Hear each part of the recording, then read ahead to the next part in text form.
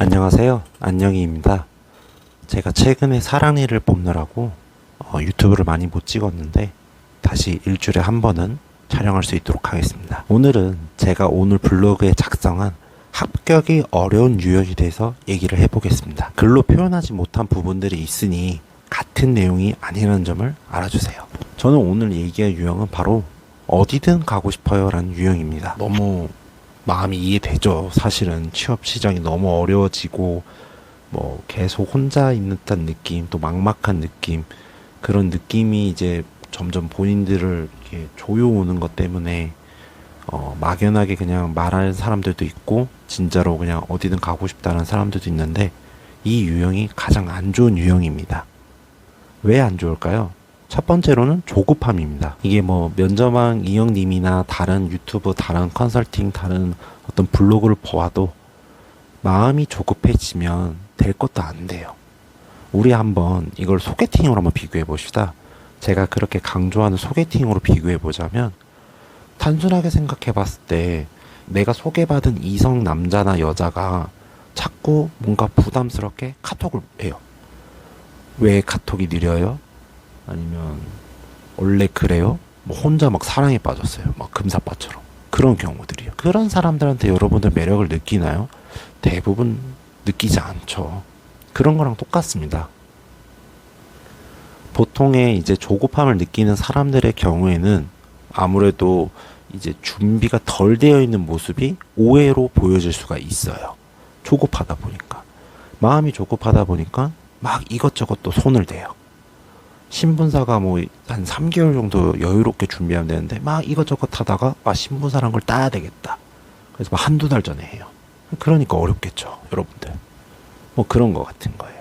또 너무 조급하다 보니까 일단 남들이 하는 걸 따라하게 됩니다. 기본적으로 뭐 토익 이런 것들이겠죠. 저는 사실 토익이 왜 필요한지 모르겠어요. 차라리 회화 점수가 낮다면 이해가 되겠지만 토익 점수가 낮다 해서 토익을 막 900 막 이렇게 맞는다는 게 의미가 있을까? 그런 식으로 남들을 따라하게 되는 거죠. 그러다 보면 이제 본인의 정체성과 본인의 어떤 개성을 잃게 되는 거예요. 그러니까 계속 뭐 기업은행 인턴, 뭐 이번에든 하나은행 인턴을 안 되면 막 큰일 날 것 같은 거야. 인턴을 안 하면 막 손이 막 벌벌 떨어요. 인턴이 안 되면 나는 은행에 못 들어가.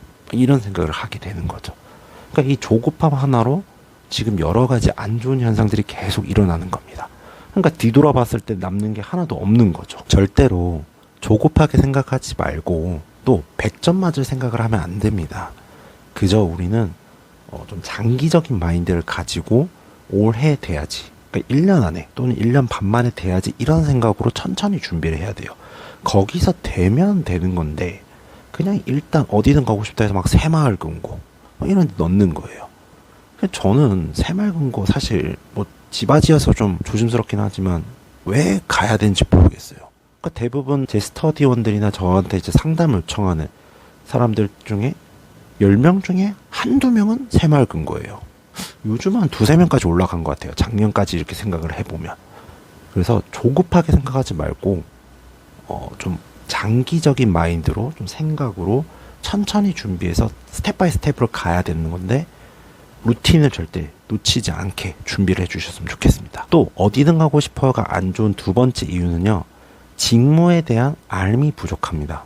그러니까 이게 무슨 말이냐면 내가 어디든 가고 싶어요 이런 생각을 하다 보면 내 경험은 개인금융인데 이렇게 시작을 해버려요. 가끔. 그래서 막 개인금융을 써요. 아니 개인금융을 안 뽑잖아요. 문제는. 그래서 문제라는 거예요. 그러니까 이게 기업금융이다 아니면 내가 뭐 자산관리다 명확하게 내가 그 직무를 하고 싶다는 상태에서 어디든 가고 싶어요면 괜찮아요. 근데 직무가 정해지지 않는 상태에서 그런 거면 이건 정말 노답 상태인 거죠. 그러니까 그런 사람들이 되게 많아요. 아직 직무에 대해서 정해지는 게 없고 어디든 가고 싶어요. 또는 내가 지방이면 뭐 지방에 있는 은행들을 가고 싶어요. 뭐 부산은행, 경남은행, 뭐 대구는 이제 시중은행이니까 뭐 광주은행, 전북은행, 제주은행 이런 식으로요. 그러면 직무에 대한 알미 저는 뭐 기업금융 자산관리를 얘기하는 게 아니라 내가 살고 있는 지역 그런 것도 포함시키는 거예요. 예를 들어 내가 농협은행 6급을 써요. 근데 경기도로 지원했어. 그럼 나는 서울인데 왜 경기도로 가야 되지? 또 경기도에 있는 농협은행 역할이 뭘까? 그런 식의 알에 대해서 뭔가 파고들지 않으려고 하고 남들이 하는 것만 하는 거죠. 뭐 기출 면접 따지고 PT 면접 따지고 그런 식으로요. 그렇게 하다 보면 결국엔 또 뒤돌아 봤을 때 남는 게 없는 거예요. 세 번째는 일반적인 얘기를 많이 합니다. 대부분 이런 유형들이. 이게 무슨 말이냐면 사실 누구나 할 수 있는 말을 한다면 면접을 볼 필요가 없는데 이런 유형들이 누구나 할 수 있는 1차원적인 얘기를 많이 해요. 가령 은행 지점을 축소해야 될까요? 축소하면 안 됩니다. 어르신들이 쓸 공간이 없어요. 이런 식으로요. 아니 지금 전략적으로 줄이고 있는데 거기서 줄이지 말자고 하면 근거라도 제대로 되던가요? 그런 일반적인 얘기 할 거면 뭐하러 얘기하냐? 이거인 거죠.